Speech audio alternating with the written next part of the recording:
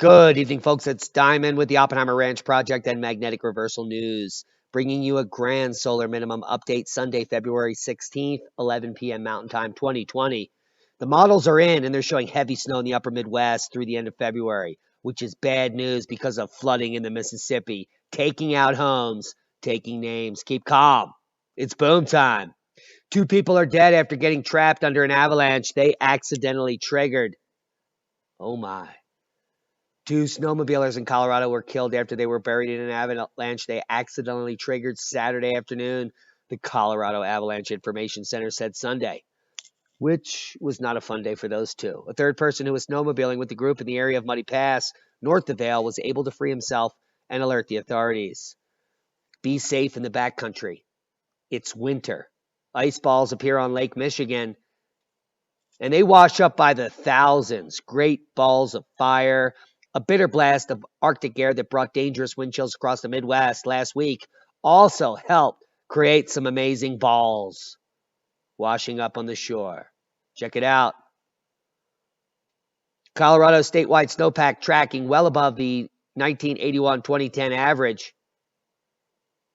And that's a boom. Hello! 65-mile-per-hour winds blowing snow expected in southern Wyoming for days. The National Weather Service is warning travelers to expect slick roads, snow, and blizzard conditions in south central and southeast Wyoming and the Nebraska Panhandle over the next couple of days. That's insane. Here are the latest winter weather headlines for southeast Wyoming and northern Nebraska Panhandle. You're fluxed. Look at that. It's like, boom. Fresh blanket of snow forecast for a snow-weary northern tier of the U.S. While the southeast basks in its warmth, others are chilling on the shores of frigid Lake Michigan with the balls. You can see them rolling there. Let's get a close-up of that. Can we get a close-up of these balls?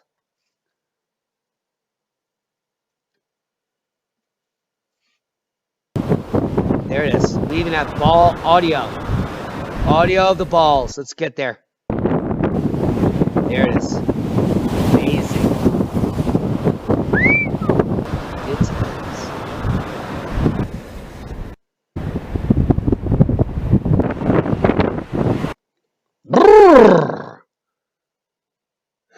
Parts of the South have seen more snow than some Northeast cities, and that's what we're saying.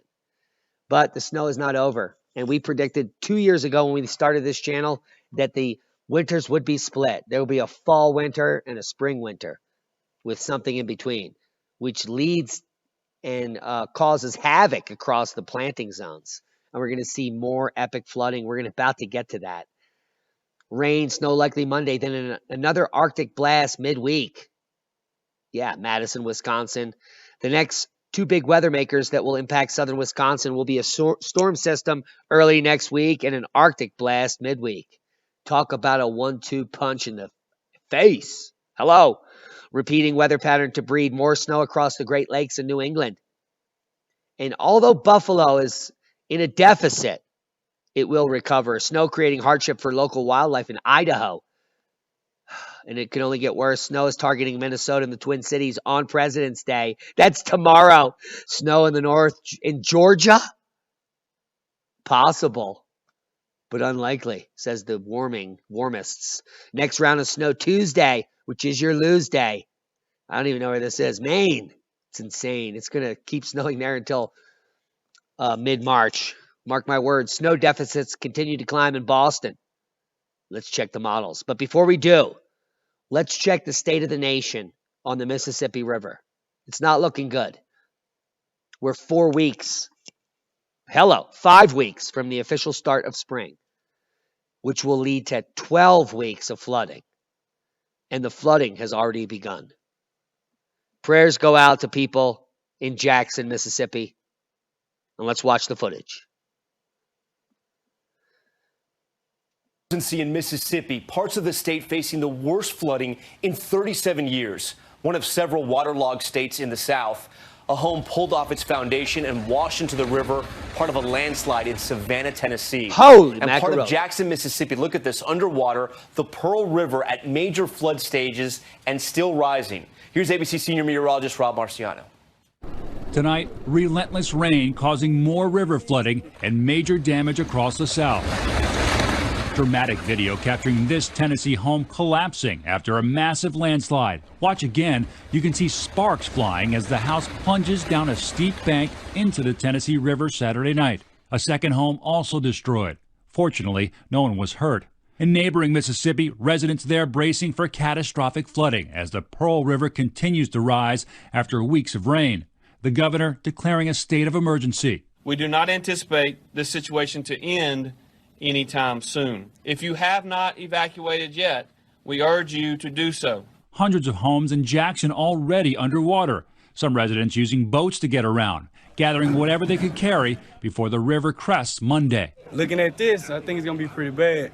We're just trying to salvage and save whatever we can. First responders rescuing at least 4 people over the weekend as the river now swells to its highest level in 37 years.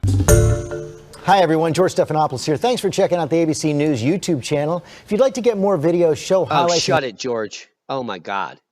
I can't believe they pay him enough to do that. So you saw the footage. You saw the devastation, and let's get rid of George's face. There it is. State of emergency in February, well before the spring runoff. It will be devastating and only get worse, and we will report on it live as it happens. GFS models showing that heavy snow coming mid-February to the upper Midwest, which feeds the Mississippi River.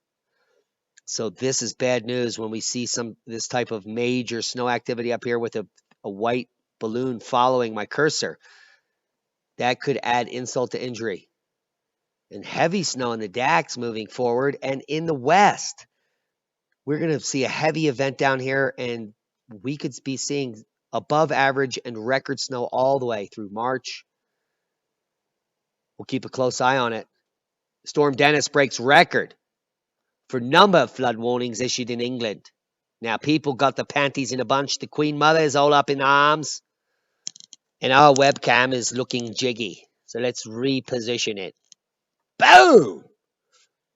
Storm Dennis breaks record for number of flood warnings issued in England. A month's worth of rain has hit the UK in just 48 hours as Storm Dennis hits the country, leading to a record number of flood warnings.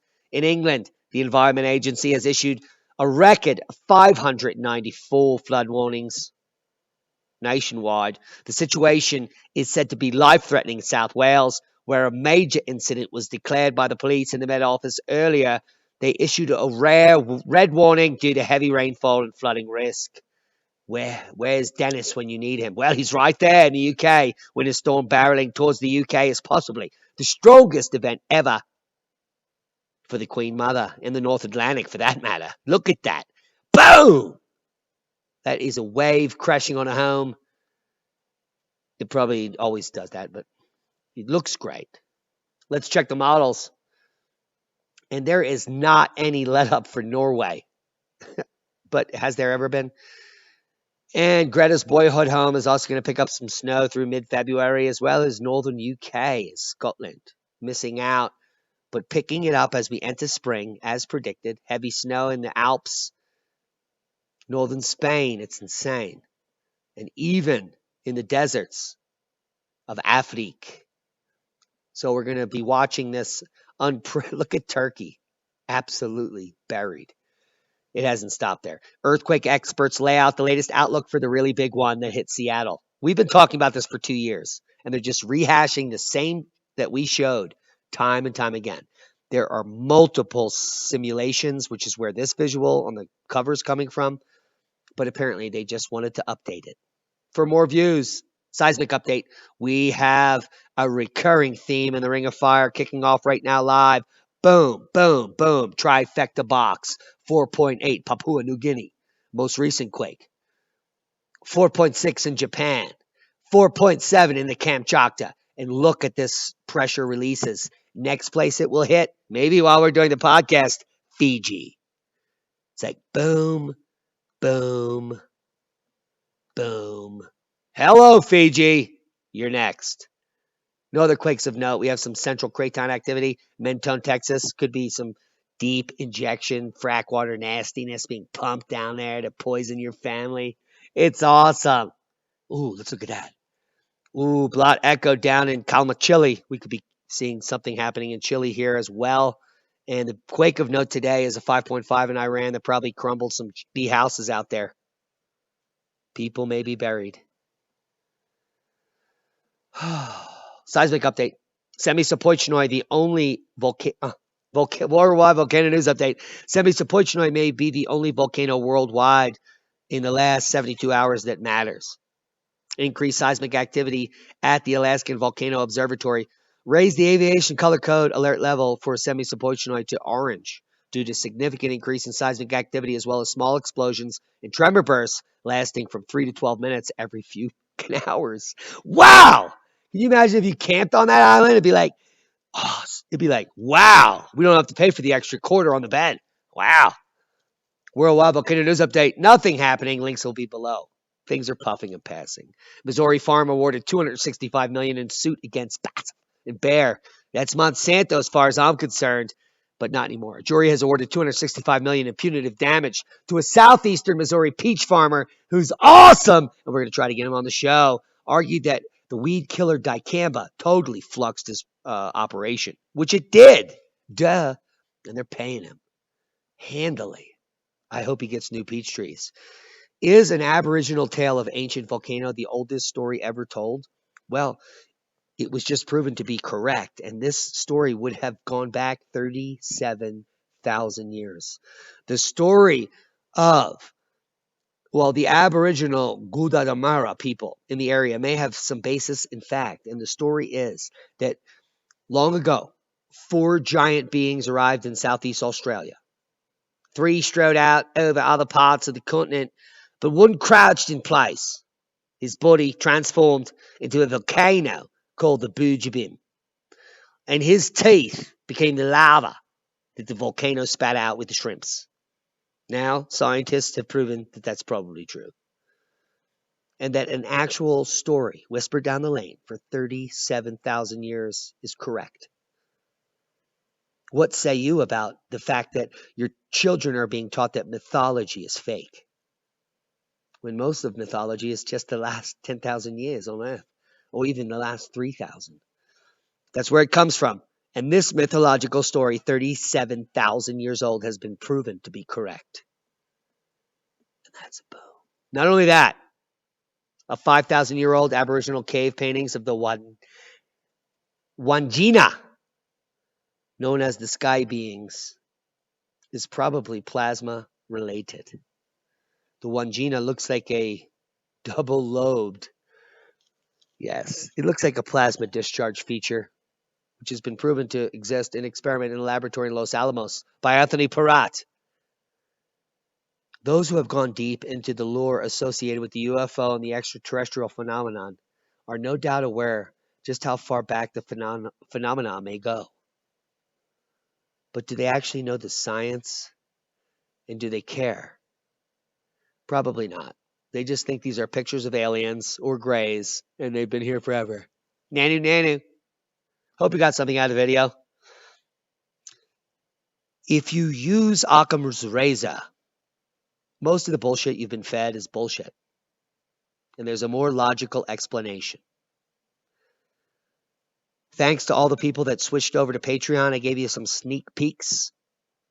And we're going to be doing the first Patreon-only video this year for all our new Patreons in the morning. Not only that, the Patreon section will continue to be updated with permaculture and scientific factual videos that are exclusive only to the 300 of you over there at Patreon. Can you imagine that? There are almost 60,000 subscribers here, but only 300 of you are going to get this information. And it's my pleasure because you paid for it. As little as $1 a month, you get 30 programs. Can you imagine being able to spend $1 a month on cable? I can't. And the Discovery Channel is just reruns. Hope you got something out of the video. We love each and every one of you. We did not mention the thing that's going on worldwide because we're doing an experiment to see if this video as well will be demonetized. In just a moment, I'll be doing a video with Paul Cottrell, and we'll get you up to speed on what's happening worldwide. Be safe. We love you. Oh, check out the video I did with Todd Kleckner on the N1 oil. It's totally killer.